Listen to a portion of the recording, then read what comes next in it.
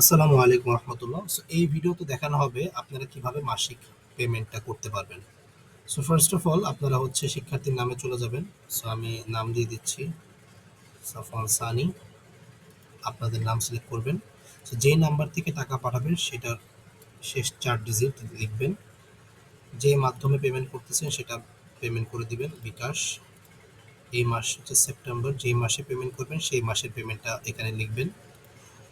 আমি পেমেন্ট করতেছি 2000 টাকা। যে টাকাটা পেমেন্ট করবেন সেটা এখানে লিখে দিবেন এবং এরপরে সাবমিট করে দিবেন। এটা একটু পরেও আসবে, এটা সাবমিট করে দিবেন। এরপরে দেখেন এখানে কিন্তু এটা দেখাচ্ছে। So, আপনারা বিকাশ পেমেন্ট করতে এখানে ক্লিক করুন, এখানে প্রেস করবেন। সো এরকম একটা লিঙ্কে চলে আসবেন।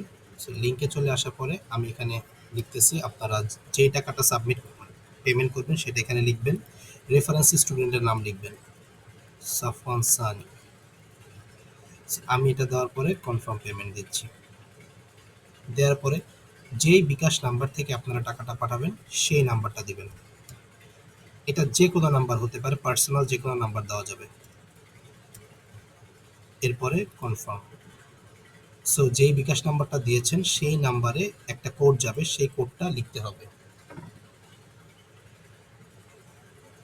আমার বিকাশ নাম্বারে কোড চলে আসছে 2982224 কনফার্ম।